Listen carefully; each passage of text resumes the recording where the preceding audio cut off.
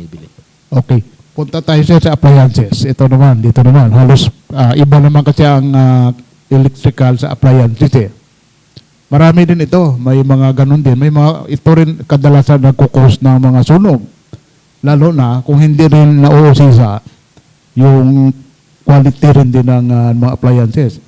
Naalala ko minsan sir, nagkaroon tayo nung pagsira, yung anong tawag doon, yung mga Pag-distract ng ating mga confiscated yung mga products. grinder nung kuan, yung so kumusta ngayon ito sir? Ano ang kuan ng DTI? May mga monitor pa ba tayo balito? Actually po ngayon, halos lahat ng products na mga appliances, lahat ng appliances ngayon ay covered na ng mandatory certification scheme ng ating Bureau of Philippine Standards. Ngayon po ay Christmas season, ano po yung mga lagi pong gamit natin. Maliban sa Christmas light, Hindi naman tayo nagpupugon na ngayon eh. Wala na. Kahit ngayon yung lechon natin ay may broiler na tayo.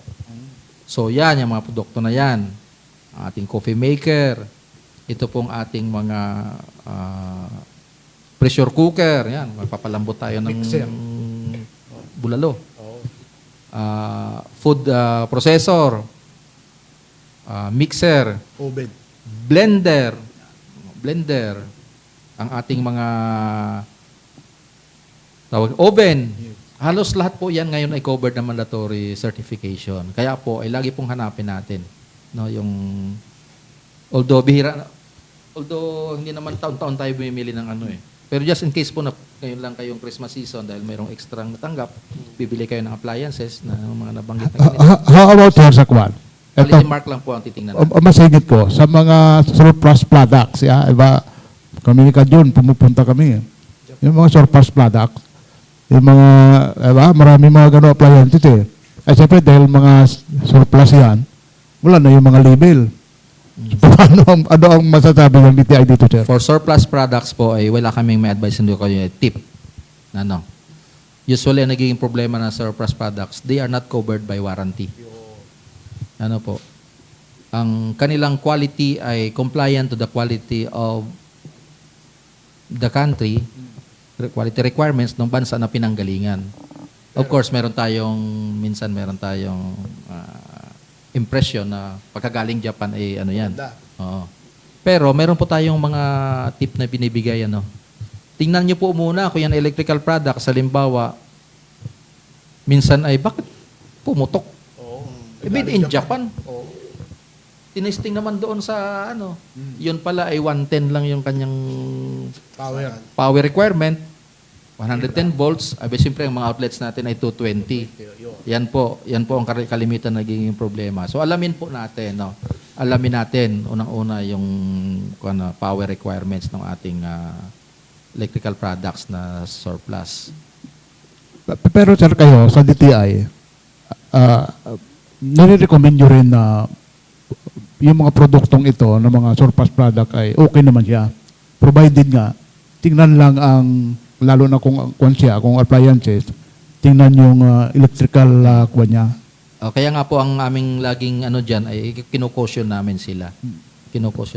Kasi meron tayong karapatan naman bilang consumer, na pipili ako, the right to choose, Kung gusto kong pumili ng second hand at ayoko ng original na mahal, yung bago, brand new na mas mahal, ito second hand, mas mura, meron pa rin kayong protection dapat, which are, baka naman ito ay, meron po kasing mga surplus shop na nagbibigay ng pwede nyo ibalik po after 2 weeks. Siyempre, hindi na ganun kalawak yung ng warranty coverage. Yun nga yung sinasabi ko, magtanong, alamin nyo mga features ng inyong mga produkto. At ang importante talaga dyan, yung manual. Ay, itong mga surplus, sir, wala manual na to. May manual. Wala na itong mga surplus eh. Sigurado wala nang manual yan. Pero iniikot nyo, sir, lahat ng may mga surplus product dito rin. Meron kami mga registered establishments na regularly monitored. Tapos, pag may sumusulpot na bagong tindahan, ini-enroll namin. In-enroll po namin. Kasi we see to it na sila i-inform. Yeah. Before we enforce, in-inform namin sila kung ano yung regulation. Yun ang importante na alam nila at maproteksyonan at the Although same time. karamihan ay lahat ng negosyante pag nahuli mo, sasabihin hindi namin alam. Pero alam nila yan. Alam naman natin, nagwa-market research yan. Ikaw mag-invest ka, tapos hindi mo alam yung regulation ng industry mo. Alam yan. Siyempre, alam nga naman, aamin ka agad. Parang UBP lang yan.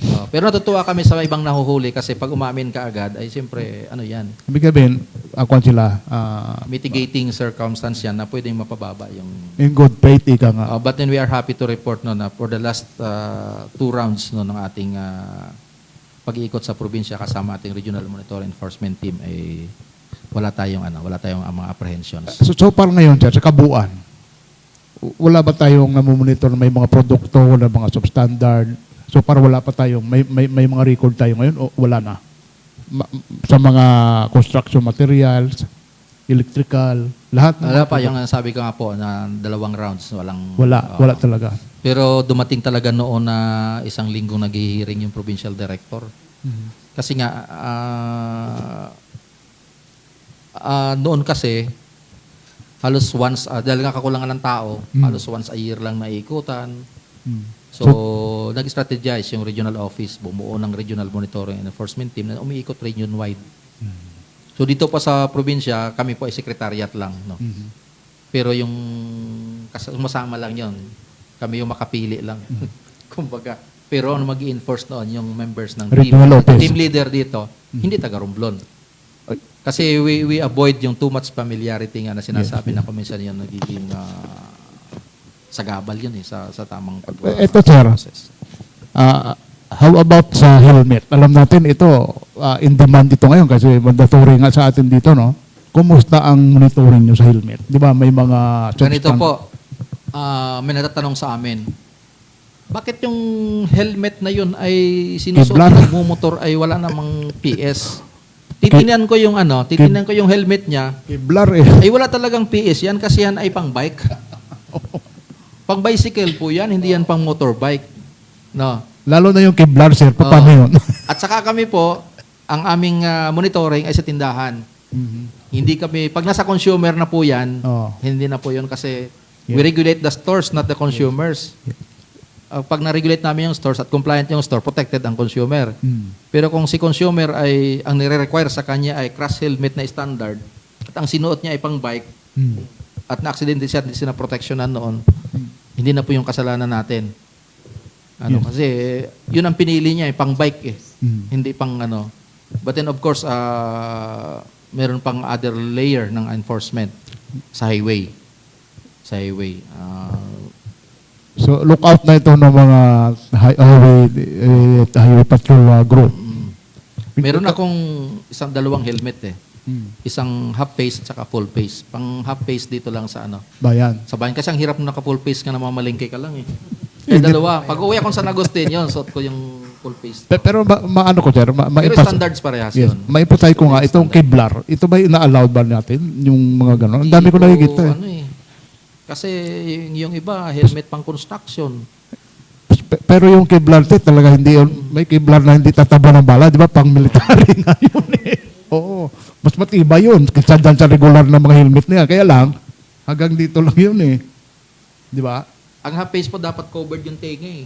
Wala, ang Kevlar, wala eh. Ganun lang ang Kevlar eh. Yung iba, license din siya, leather dito. Pagdating sa pababa, leather, pero may strap dapat dito na hindi siya umiikot-ikot. Kahit anong bilis ng takbo mo, hindi mahulog. steady yun. Dami ko nakikita rin susuot ng Kevlar. Sige. Sir, ano naman sir, ano sir yung ginagawang, kumbaga, magandang ginagawa ng DTI na ma-maintain natin dito sa Romblon yung zero, no? Kayo na rin nabanggit na 2 rounds na tayo nag-iikot tapos wala tayong nakikitang mga lumalabag dun sa monitoring. Ano yung magandang ginawa ng DTI? Yeah. For information dissemination, very active po yung aming FB page, no. Minamanage si Miss Ace ang ating admin doon, kami dalawa. Every time po na may bagong information, bagong regulation, pinopost namin doon at pinoprovide namin, actually maliban sa posting namin, lahat ng mga enrolled, yung sinasabi kong enrolled establishments at saka yung bagong establishments na sinasama namin sa enrollment, furnished sila ng information. Siguro, ang ating mga negosyante din naman ay responsible enough no, na alam nila na anong magiging epekto sa pagninegosyo pag tayo ay na-penalize. Ano lang sir, a clarification lang, magkano ang penalty sa mga establishment na mapapatunayan nag-violate para lang sa kaalaman ng ating mga kababayan? Sa atin pong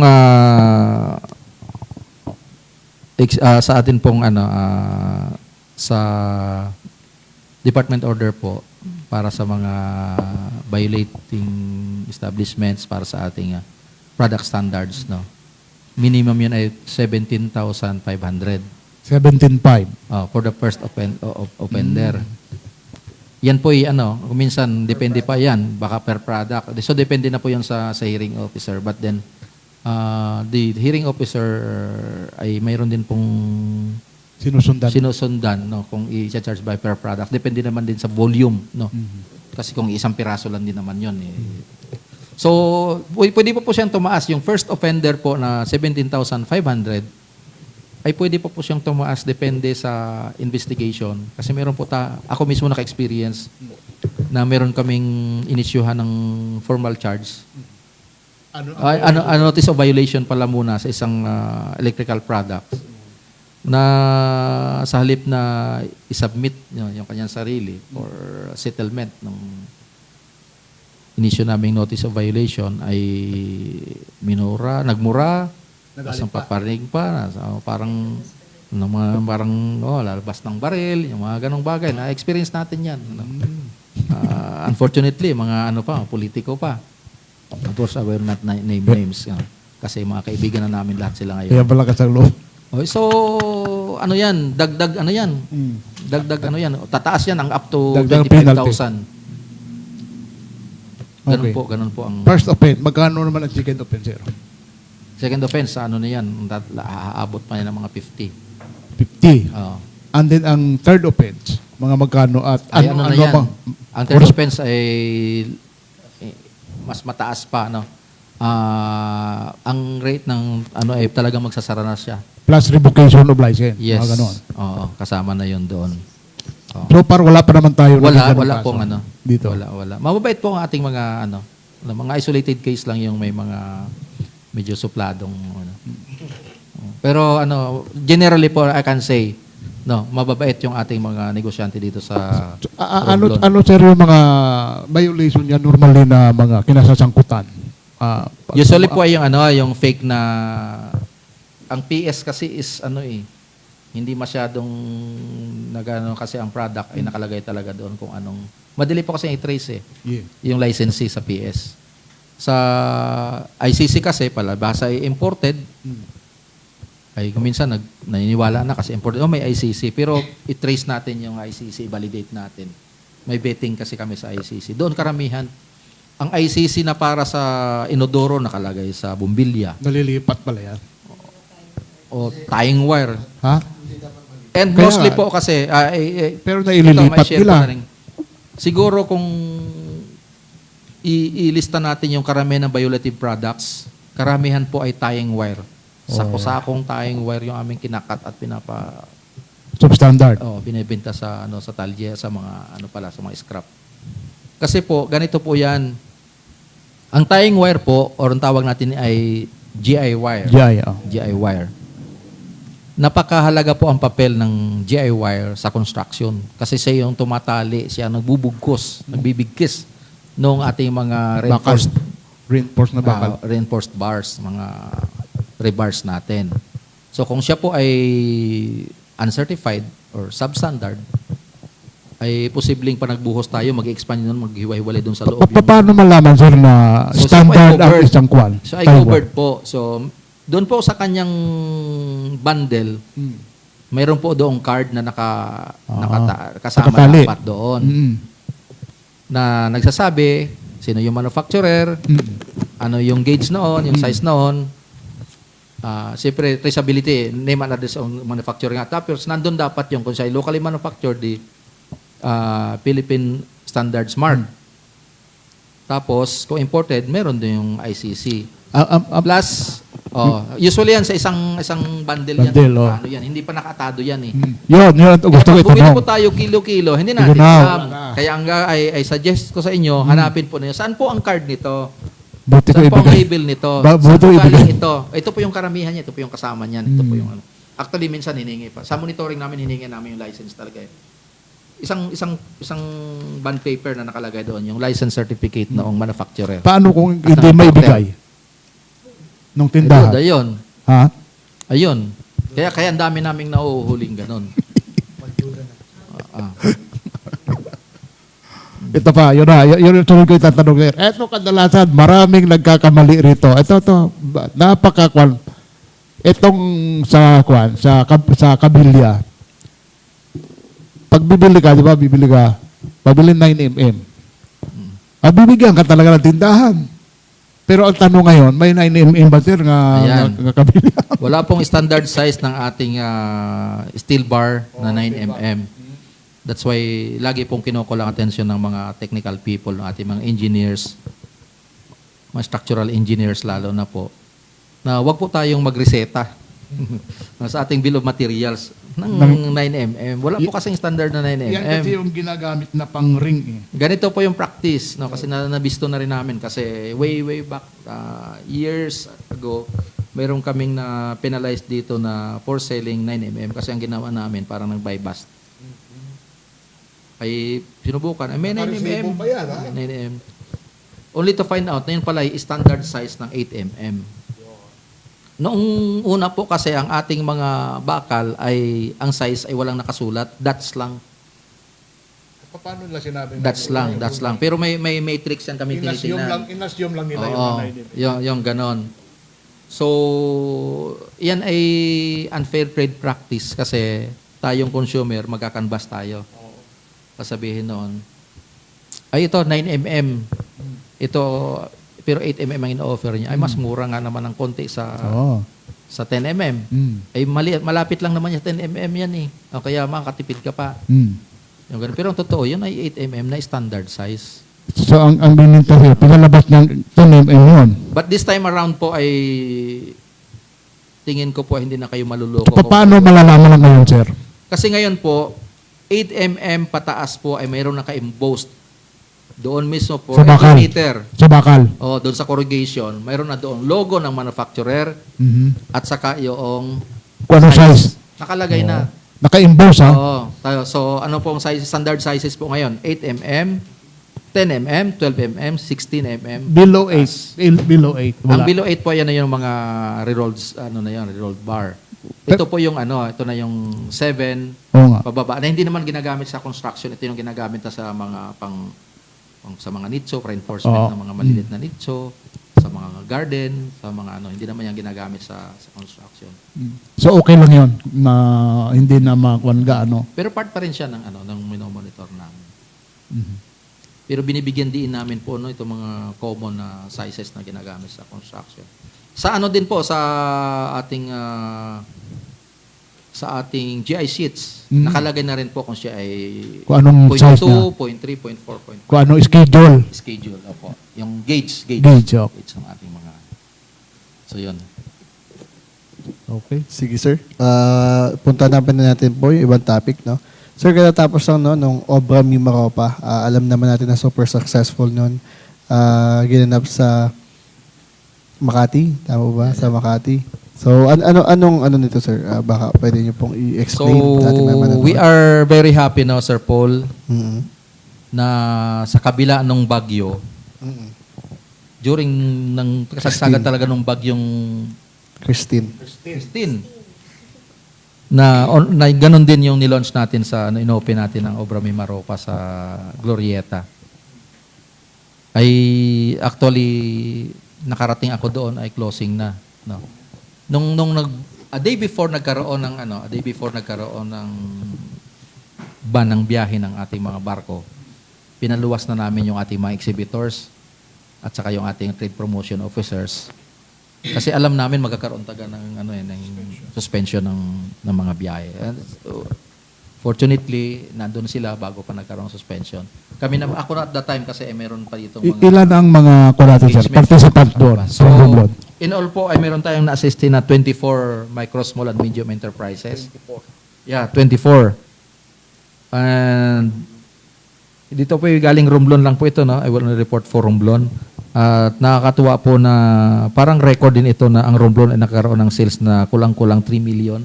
It's Ilang araw yan, sir? 2.918. 4 na araw lang po ito. 3 million mahigit. Only on October 24 to 27. So, kulang-kulang 2.918 million. Ang And record, sir, nung nakaraan opo, pala. at saka for the record din, Romblon din na MSME from Romblon din, yun nakuha ng highest sales. Mhm. Na single SME nakakuha ng highest sales. Diba? And marami siyang award category. So nakuha natin yung highest sales na isang SME, yung ating Romblon Sea Warriors. Tapos Bing. meron din pong award para sa most creative product kasi ito po ay Tatak Pinoy creative event ito. Ang yung Arap Pilax, ang kanya pong product ay yung mga upcycled garments. Saan yan? Saan taga-saan yan? Palawan po ito, sa Palawan naman. Tapos yun pong Lionheart, ito po ay coconut-based company, kanyang mga products, pero nag-export na po sila ng mga coco water. Ano mga product ang dinisplay doon nila? Lahat-lahat po na halos lahat ng mga Yan ang sinasabi ko doon. products. Tayo ay Kanadogan Festival. Sa most innovative product. Pero wala tayong produkto ng mga niyog na magkikita dito. Mga byproduct. Ay under the CFIDP po, sir, ay nagsisimula na tayong mag-focus sa talaga, coconut-based. Then para tapusin ko na po, ang Marinduque ang nanalo sa Best Bayanihan Exhibit. Na yung Marinduque. Opo, 2 days na lang yung nila. Actually, mayroon pa tayong 2 SME from Sibuyan na hindi nakatawid. Mabuti na lang yung ibang products nila ay na-i-advance na sa tracking na doon na Pero sa na tingin nyo, ibenta. sir, kung nakasali sila, sa tingin nyo ba makakakuha? Naka 3M tayo. Ah, Naka 3M tayo. yun. So gusto naming i-recognize, Sir Paul, yung engagement, yung support ng provincial government sa pagbigay ng assistance, funding assistance sa Obra Mimaropa mismo, plus yung mga cultural presentations na inorganize ng provincial government. Kasi during the closing program, Romblon yung nakatoka para sa pati yung creative talks, we have creative talks. Ang naabutan ko doon creative talks sa yung ating historian, si Professor Chris Si Francisco. Isquejo. Oo, yung kanyang libro. Meron pa, hindi ko lang nabutin ng ibang mga creative talks. And of course, provincial government, ang ating Romblon State University, yung kanilang skateboard naman, kung pamilyar ka doon sa skateboard, ang gandang Movie. short movie, pinagyabang natin yun doon. At ang ganda talaga ng Ano ang naging kwan ng skateboard? ng skateboard. Nakuha award? Hindi yan sharing yan ng Intention creative. Sharing ng creative works ng mga Romblon. Actually, siya yung champion sa inter-university competition ng CHED. Then of course, ang ating local government ng Ujongan, dahil yung mga micro, small, and medium enterprises from Ujongan na nag-participate ay binigyan ng subsidy ng ating local government of Ujongan. Sige. Then, if I may add, doon din po tayo nagkaroon ng awarding ng cities and municipalities. Cleanest municipality? Cities and Municipalities Competitiveness Index ng 2024 round. For this year po, actually nagkaroon ng awarding sa Manila Hotel. Ang ating naging national awardee doon ay ang San Fernando para sa resiliency pillar. Most resilient local government unit nationwide for Number 1 ba yun sa Fernando? 3rd to 4th class municipalities. Among 3rd to 4th class municipalities. Bakit naging most resilient? Ano naging base? Ito po ay may mga information na hiningi sa kanila. Mayroon po tayong portal na pinapopulate ng information. And consistently naman, ang Resiliency Award for San Fernando is consistently, hanggang naging number 1 sila. Kasi nung sa region ay nag-number 1 sila, sabi namin, hindi ito malayo Na makakuha na makakuha ng national. Kasi continuous yung kanilang mga improvement. ano ang sikreto nila, sir? Para na nakuha? Ang isa sa mga tininan po dito yung facility. Ano yung mga facility ninyo? Tapos yung quick response ninyo sa mga calamities. Ang tao ba ninyo ay trained? No? Meron ba kayong mga hotlines na madaling na-access? Tapos continuing ba yung program ninyo para i-capacitate yung mga tao? Budget ninyo para sa pagkaroon ng calamity, magkano yung inaalat ninyo sa recovery? Yung mga ganong mga bagay. So, number 1 siyempre hindi naman, ang kalaban lang niya dito ay mga ka-level din yan na 3rd to 4th class. Pero marami din yan. Municipalities. 25, 3rd to 4th class municipalities. 658 Yun. 3rd to 4th class municipalities Yun, ibig sabihin, nationwide. marami yun. So, ang tinalo nila is 657. 57. Parating po sa resiliency pillar. Tapos, ang San Fernando din po ay rank 1 overall most competitive LGU, rank 2 most competitive in government efficiency, and rank 1 most competitive in resiliency. Sa Mimaropa naman po, na 3rd to 4th class. 25 naman sila sa within Mimaropa. Ang Look din po ay pang-anim nationwide as most competitive in government efficiency out of 658 3rd to 4th class municipalities nationwide. Sila din po ay rank 1 most competitive in the region pagdating po sa infrastructure out of 25 3rd to 4th class municipalities in Mimaropa region. Yung kahidyukan niya, sir, anong nakuha ko? Doing well also for this round of CMCI is Kahijukan. Sila po ay number 7 as most improved LGU out of 658 3rd to 4th class municipalities nationwide. And first most improved LGU out of 25 3rd to 4th class municipalities in the Mimaropa region. Katanong si Sir Jun. Parang inaabangan mo Ojongan. Ito po ang Ojongan. Ojongan po ay rank 2 overall most competitive LGU and rank 1 most competitive in government efficiency and rank 1 most competitive in innovation among 29 first to second class municipalities in the Mimaropa region. So far, parang ito yung performance ng ating local government unit of Ojongan. Ang Alcantara naman po, rank 1 overall most competitive LGU, rank 2 most competitive in government efficiency, and rank 2 most competitive in infrastructure out of 17 5th to 6th class municipalities sa Mimaropa region. So lahat po ito within Mimaropa region na po. Then ang Calatrava also ay pangalawa overall most competitive LGU and pangalawa din sa most competitive in economic dynamism out of 17 5th to 6th class municipalities in the Mimaropa region. So kukunti na lang pala ang ating 5th to 6th class in Mimaropa region.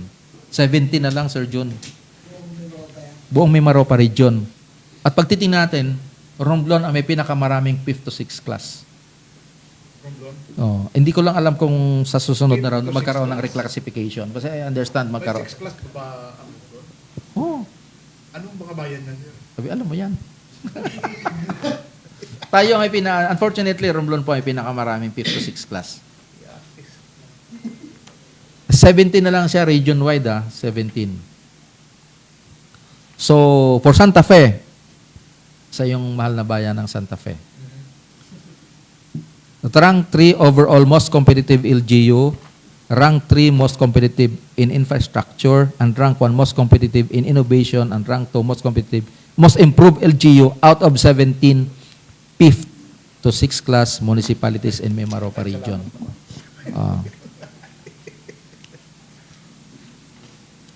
5th to 6th class municipalities. Aking mahal na bayan ng San Agustin. Third most competitive in innovation, no, among 25. So within Mimaropa region ay 25 lang po ang ating fourth third to fourth class municipalities. For San Andres, rank 1 most competitive in resiliency and rank 2 most competitive in innovation. Opo, out of 17, 5th to 6th class. Baka sabihin nyo kanina na, San Andres yan. bakit nag-rank 1 sa resiliency ay, ito naman kasi, ang San Fernando po kasi ay third to fourth. Ito naman ay 5th to 6th class. In Ibig Mimaropa. sabihin, San Andres ay 5th class pa rin. Ang Magdiwang po ay first most competitive in economic dynamism out of 17 5th to 6th class municipalities. Ang Corcuera, rank 2 most competitive in resiliency and rank 3 most improved LGU out of 17 5th to 6th class municipalities in Mimaropa region. So far po, ito yung parang best performance ng Romblon LGUs sa Cities and Municipalities Competitiveness Index. Ang innovation po ay bagong pillar ang innovation. So, tinitingnan po dito yung mga IP registrations. Yung resiliency, sir, matagal na yan. Na Opo. kasama sa Resiliency. Sige. Sir, ano naman sir yung mga ginagawa sir na tulong naman ng DTI sa mga LGU naman, no? Para mas maabot pa nila yung mga ganyang ranking. Kumbaga, Yeah, we isa po sa mga, if I may share, isa po sa laging pinupush po namin sa mga local government units, yung digitalization ng mga processes ng ating mga business licensing. Merong isang LGU na nag-award for the first time dahil sa innovation. Yung digitalization, kahit 2 buwan dyan yung ating mayor ay nasa malayo at may importanteng nilalakad ng mga projects, tuloy ang issuance ng mayor's permit. Because of Online. No, online. Ito yung ang laki ng itulong sa government efficiency, innovation. Kasi yung ease of doing business, no. Tapos we encourage din ang ating mga local governments na basta po may mga fees na kinokolekta, it should be supported by enabling law or ordinances. ang bayan ng Udyongan, sir, in terms of innovation and yung tawag doon, yung ano pa nga yung isang kategory? Resiliency. Resiliency. Kumusta? Hindi ko lang na kasi ang hawak ko ngayon is yung mga nanalo lang. Mga nanalo lang. But ang understand ay nagka-award na ang LGU nung hindi ko lang specific year ng government efficiency at saka economic dynamism. So, ibig sabihin, dapat pala na ma-maintain na ang kategory na yan ng mga LGU concern, ng mga nanalo. Opo, dapat. kasi hindi naman itong mga awardees, ang challenge dito ay paano nila ma-maintain. Yes. Yun Kasi ang the rest of the LGUs are catching up also. Yes. May mga mataas ang GNAM kasi dati ay hindi kompleto yung kanilang data, biglang nag-full swing yung uploading ng data nila. Kaya ang taas ng GNAM talaga ng kanilang Yung pag-upload niya dyan, siyempre, gina-verify din niya kung Opo, totoo. may validation po ito. Validate. Mas mahaba po yung period na nagbabalidate yung secretariat, yung national validation. Kasi halimbawa, kasama po dito sa government efficiency, pag nagsabi ka dyan na in 2 days i-release yung yung business permit. Dapat may totoo yun. validation yun po yun. May mga ginagawang validation yun doon. May actual validation siguro. Opo. Halimbawa sa resiliency, pag sinabing mayroon kang 5 rescue vehicle, titingnan ka ngayon, hihingan ka ngayon ng registration nung 5 na yon. Mayroon pong validation. Hindi pala biro rin. Opo. Sige po. Sir, magaganda yung mga naging ranking ng mga local government unit. Sige po. Ito, May isa pa pong last question, ito, sir. sir. Balik tayo sa solar technology. Marami kasing mga distributor ng mga solar lights or kung anong gadgets yan. Di ba may mga warranty sila? So, 5 years warranty or 10 years warranty. Pero along the way, hindi namin meet yung warranty period. Pwede bang i-complete yun? Pagka po ang complaint ay consumer, individual consumer, pwede pong i-complaint yun sa amin. Ano yan? Breach of warranty yan eh. Kung establishment. Pero kung establishment at establishment na reklamo, ang pwede niya pong ireklamo, pailan niya ng kaso sa korte. Kasi ang sa amin, consumer lang eh. Consumer. Although hindi pa siya pwedeng kasi business, yan eh. Business to business eh. B2B transaction yun. Yun yung Oo. While we encourage po itong ating green practices, mga alternative source ng ating power, renewable energy. Make sure lang po na yung ating mga nakakausap hindi mga fly by night. Marami naman po talagang mga galing na technology na we can rely on. Balikan natin sir yung yung online marketing. Marami kasing mga online sellers na kumisan cellphone ang i-orderin mo, ang darating sa iyo bato. Mayroon ba tayong kanino tayo mag-access kung tayo mag-complain? Mayroon ba? 'Di ba para nabanggit kanina ni Ma'am? Kung tayo maglo-launch ng complaint. Okay. Specific natin, sir, yung nag-order ka ng cellphone para bumating sa'yo is bato. Okay.